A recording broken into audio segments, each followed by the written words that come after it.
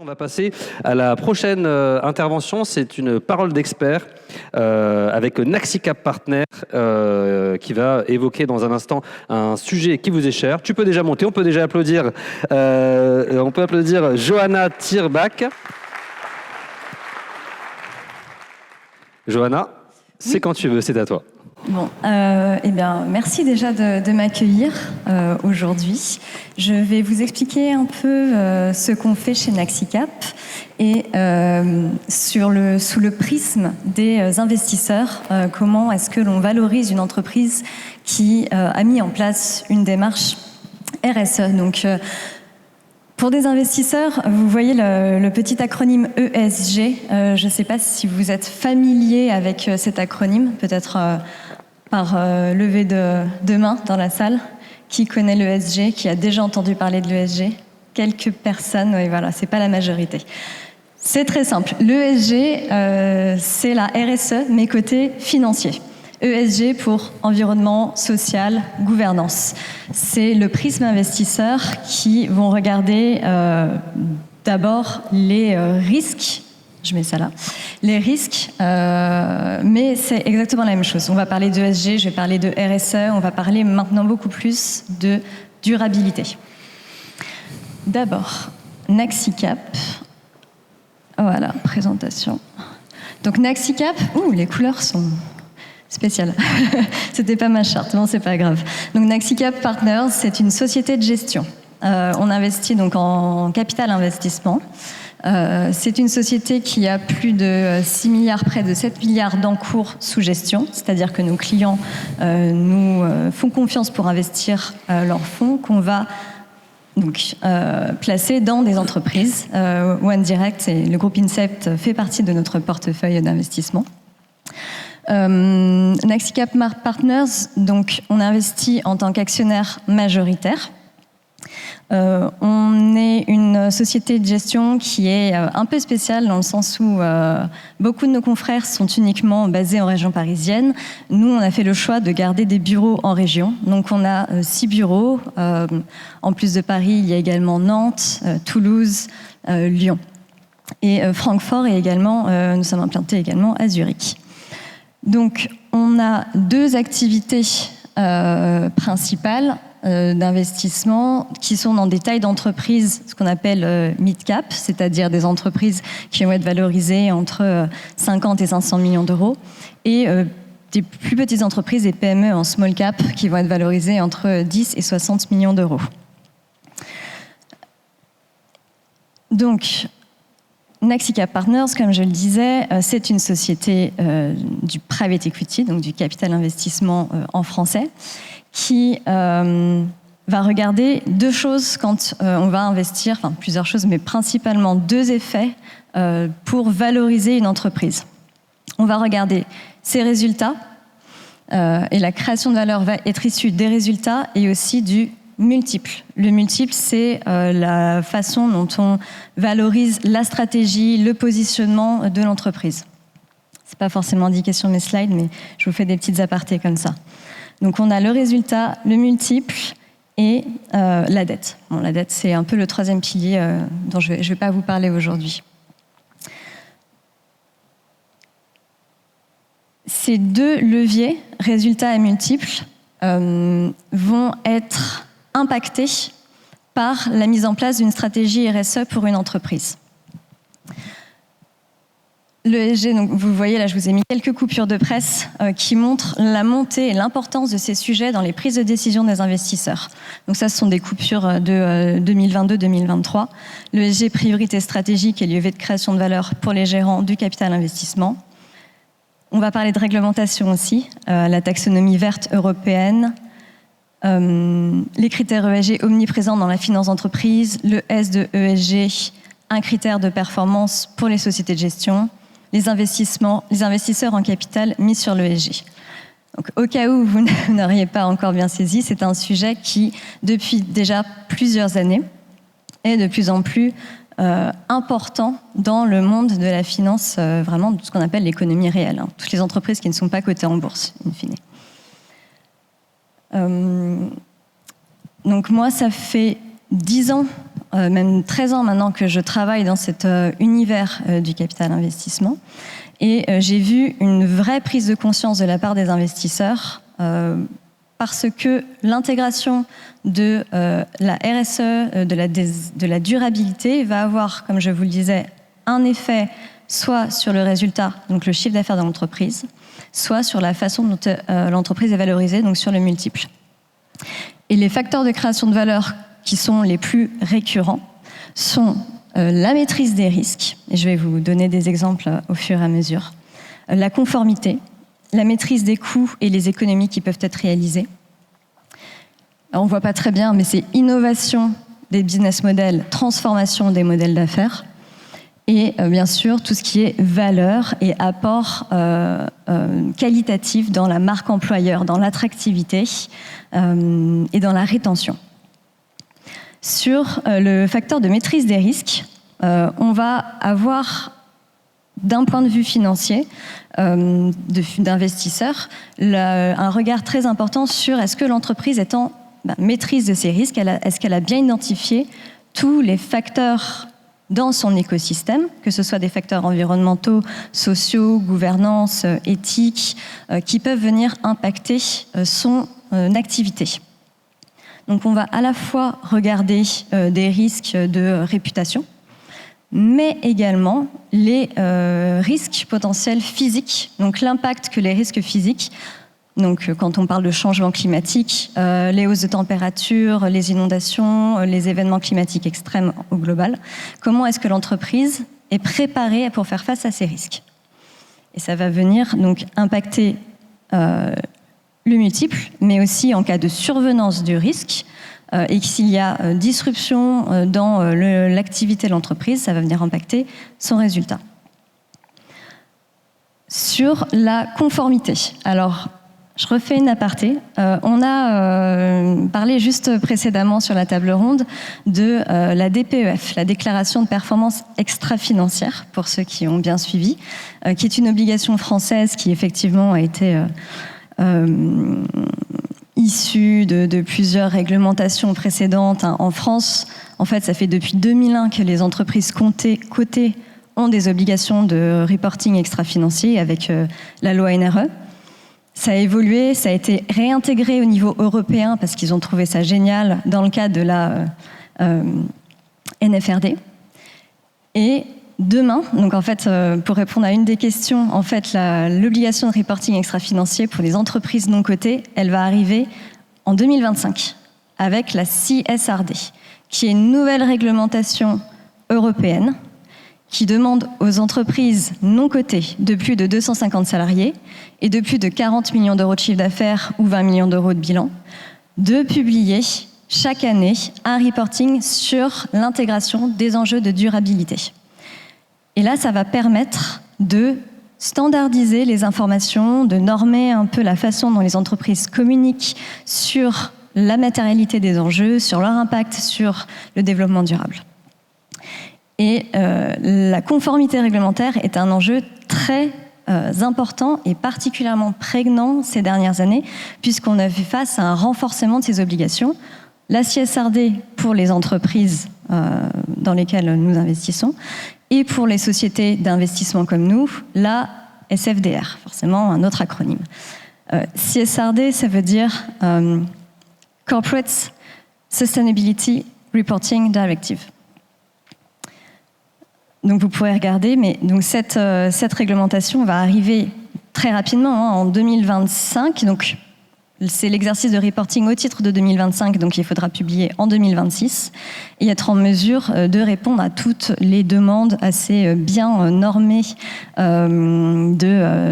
d'informations en justifiant de la matérialité de tel enjeu, gouvernance plutôt que sociale, environnementale, climatique, bien sûr, le climat est un sujet très important, et biodiversité. Donc, cette conformité, elle est de plus en plus prégnante. En France, en tant qu'investisseur, depuis déjà 2 ans, c'est le deuxième exercice, c'était cette année, le législateur nous demande, pour les sociétés de gestion, 2 choses qui sont assez compliquées, mais qui demandent beaucoup de projection et qui demandent ensuite que l'on travaille avec les sociétés dans lesquelles on investit. Ces deux choses, ce sont d'abord une trajectoire carbone de nos portefeuilles, donc d'être en mesure et de reporter le poids carbone des entreprises dans lesquelles on a investi, et de projeter une trajectoire en disant en 2030, voilà la réduction carbone que l'on projette. Donc vous comprenez bien que par écoulement, ces demandes vont ensuite être opérées auprès des entreprises investies par les acteurs du capital investissement. D'ailleurs, en 2022, c'était 25 milliards d'euros d'investis dans à peu près 3000 sociétés en France. Premièrement, donc je vous disais, la trajectoire carbone. Deuxièmement, la biodiversité. Avoir une stratégie biodiversité, c'est quelque chose qui est demandé aux investisseurs et donc qui va être in fine redescendu aux entreprises. Ça, c'est pour les sociétés de gestion. Je vous ai parlé aussi de la conformité pour les entreprises, donc la CSRD, la taxe carbone, le mécanisme d'ajustement carbone aux frontières, ça peut intéresser au niveau de la logistique notamment, puisque voilà, ça a été acté là, il y a une semaine, donc qui va demander aux entreprises qui importent des matériaux de payer cette taxe carbone, puisque on va chercher des ressources assez loin. Pour le moment, c'est sur certains matériaux comme l'acier, l'aluminium, etc., mais ça va sans doute progressivement s'étendre à d'autres ressources matières premières. Donc le fait qu'une entreprise soit au fait de ses obligations en termes de conformité réglementaire, qu'elle soit en capacité à remonter un reporting RSE fiable avec des standards européens, c'est quelque chose qui va aussi entrer dans la valorisation d'une société. Je passe sur mon troisième point, la maîtrise des coûts et des économies. On a souvent dit que la RSE, en fait, c'est juste la gestion sensée et c'est du bon sens. C'est énormément de bon sens et c'est une gestion en bon chef de famille de l'entreprise, en bon chef de famille de ses consommations d'énergie, de ses consommations de ressources. Et quand on a du coup ce bon sens, on va chercher à économiser, éviter le gaspillage, faire des réductions de consommation d'énergie, consommation d'eau, valoriser ses déchets, mettre en place tous les mécanismes et tous les dispositifs pour créer de la valeur à partir dans sa gestion globale de l'entreprise. Donc, ce qu'on regarde aussi et ce qui est valorisé, c'est cette maîtrise qui a été développée par l'entreprise et toutes les initiatives qu'ils ont pu mettre en place. Le quatrième facteur de création de valeur, c'est la capacité de l'entreprise à transformer son modèle d'affaires et à être sur un positionnement soit innovant par nature, soit de regarder où elle en est, de regarder quelles sont les demandes de ses clients et de répondre de mieux en mieux soit aux attentes en fait, sociétales ou globales, aux attentes aussi des salariés. Donc j'ai quelques exemples en fait de transformation de modèles d'affaires. Je voulais vous parler notamment de Fnac Darty, qui est une entreprise qui d'elle-même a imposé depuis quelques années cet indice de réparabilité. Donc ils ont créé l'indice. C'est quelque chose qui est venu en interne avant d'être repris avant d'entrer dans la réglementation européenne, française et bientôt européenne. Ils ont vraiment mis l'accent sur cette capacité à réparer les appareils qui sont vendus et ils ont couplé ça, surtout vous savez la fameuse garantie Darty, pour faire évoluer leur offre de garantie et apporter un service complémentaire, non plus seulement sur les appareils qui étaient vendus par eux, mais également sur des appareils achetés n'importe où. Donc la fameuse garantie Darty est devenue en fait un service de réparabilité 2.0, un super SAV pour clients de toute entreprise. Il y a cet exemple-là d'adaptation, en tout cas d'innovation et de transformation.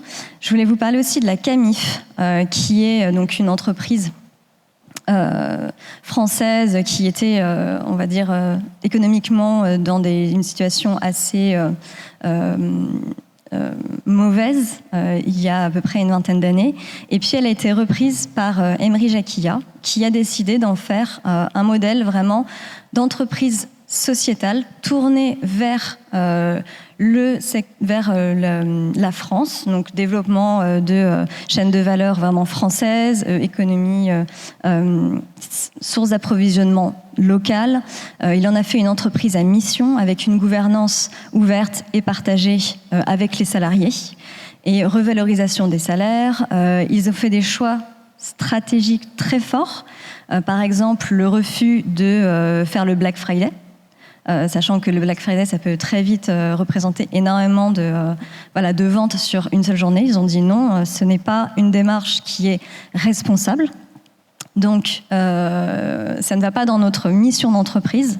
Et donc, on va faire en revanche, si vous n'achetez pas ce jour-là, vous pouvez avoir des réductions sur des commandes ultérieures. Donc, ils ont réussi à twister cet événement pour rester alignés avec leurs valeurs. Et un dernier exemple que je voulais vous donner d'entreprise qui était déjà existante, c'est Allenvie. Là, on est plus dans les enjeux sociaux. Donc, c'est une entreprise d'aide à la personne. Vous savez que c'est un secteur qui est très compliqué, avec des conditions de travail qui sont dures. Et ils se sont dit, on va remettre du sens dans le travail pour nos salariés, parce qu'on se rend compte qu'en fait, quelqu'un qui n'est pas dans un bon état psychologique, n'est pas en mesure d'aider qui que ce soit. Donc nos salariés, c'est notre première source de valeur. On va redéfinir les emplois du temps, on va les mettre plus en maîtrise de leurs propres horaires, avec des rotations sur la définition des horaires, une responsabilisation qui est redescendue au niveau de chacun, et on va plus les écouter et leur permettre de participer, d'être actifs dans l'organisation dans l'organisation de leur emploi du temps, leur redonner des bons gestes et postures, faire tout un travail sur la formation. Et aujourd'hui, Allenvie, c'est une entreprise qui fait du business à partir de la formation de salariés de concurrents. Donc ils ont développé une offre qui au début était très tournée vers l'interne, pour mieux former, mieux accompagner leurs salariés, les aides-soignants. Et ils se sont dit, en fait, ce qu'on a, c'est un super produit, on va le proposer à nos concurrents, parce que améliorer les conditions de travail dans ce secteur, c'est quelque chose qui concerne tout le monde. Et donc, ça rejoint un peu le dernier pilier, qui est celui des valeurs et de la marque employeur. On l'a dit pendant la table ronde, un des facteurs de performance d'une entreprise, c'est d'avoir des bonnes ressources, mais donc surtout des bonnes ressources humaines, des personnes qui soient motivées, des personnes qui soient compétentes. Et pour pouvoir garder ces personnes motivées, pouvoir garder ces personnes compétentes, il faut aussi leur donner des conditions de travail qui soient dignes et qui soient agréables et créer de la convivialité. Et l'approche de la RSE redonne beaucoup de sens au travail, parce qu'elle va permettre d'interroger sur les valeurs, elle va permettre d'interroger sur la quête de pourquoi est-ce que je travaille en fait dans cette entreprise et qu'est-ce que cette entreprise m'apporte et qu'est-ce qu'elle me rend et qu'est-ce que moi j'apporte à l'entreprise. Donc c'est mettre du temps. C'est quelque chose qui est très regardé, enfin en tout cas qui va être valorisé par nos équipes. Je pense que je vous ai dit à peu près tout ce que je voulais. Maintenant, l'idée, ça va être de parler un petit peu de ce que Naxicap fait, mais très rapidement, parce que on attend beaucoup des entreprises dans lesquelles on investit, mais on essaye aussi de les accompagner. Donc Naxicap, l'approche, la stratégie ESG, je ne suis pas toute seule, j'ai une équipe de 3 personnes avec moi. Et on a mis en place énormément d'actions et d'initiatives pour pouvoir aider les entreprises. On a une politique d'exclusion, mais ça, c'est assez standard. Donc, ce qu'on essaye de faire principalement, c'est de suivre la performance des entreprises, donc de suivre les indicateurs ESG, RSE, durabilité, qui sont reportés chaque année. C'est de mettre des clauses dans nos pactes d'actionnaires pour inciter les entreprises à mettre en place des feuilles de route et définir des plans d'action pour s'améliorer. C'est un suivi des objectifs annuellement qui sont fixés. Et pour les aider à s'améliorer, on va aussi faire des empreintes carbone. On va les aider à consolider et construire leur reporting RSE. Et on va aussi leur apporter d'autres outils comme du e-learning. Donc là, on a fait un partenariat avec AXA Climate pour du e-learning sur la compréhension des enjeux en matière d'empreinte carbone, en matière de durabilité au sens large. Donc c'est la Climate School. Je vous conseille de regarder un peu. C'est très très bien fait, c'est très didactique, c'est des formats courts et j'ai que des très très bons retours. On fait également, et c'est toujours pas là, c'est ici, un séminaire dans un mois. Donc Stéphane, j'espère vous voir le 7 novembre. On a fait toute une série de webinaires avec Openland d'ailleurs, mais pas la branche Montpellier-Rennes, la branche de Nantes. On fait des challenges en interne pour animer toute la démarche, parce que c'est à la fois, comme vous comprenez, un travail auprès des entreprises dans lesquelles on investit, mais aussi un travail en interne pour aider les équipes d'investissement, une soixantaine donc, de collaborateurs sur les 106 chez Nexicap Partners, à prendre en compte ces sujets. Et enfin, les petites dernières qu'on a créées, ce sont des fiches réflexes sur des thématiques clés. Donc on a l'empreinte du numérique, qui est la première d'une série de 6 fiches, qui est partie lundi. Donc je pense que Fiona l'a bien reçue, et Stéphane aussi, ça doit être dans la centaine de mails que tu as reçus hier. Moins consommer, mieux produire, attirer, former et retenir les talents, achat durable, un enjeu de pérennité en entreprise. L'entreprise à l'heure de la mobilité durable, mesurer, sensibiliser, agir, c'est sur les bâtiments, la gestion des bâtiments et des locaux. Donc voilà, notre but, en plus d'être assez dur en termes de niveau d'exigence, c'est d'accompagner, c'est d'être là, c'est d'apporter du conseil et de promouvoir et d'aider à chercher des cabinets pour accompagner nos participations. Voilà, je pense que... Merci beaucoup. On peut applaudir Johanna Tirbach, directrice ESG Nexicap Partners.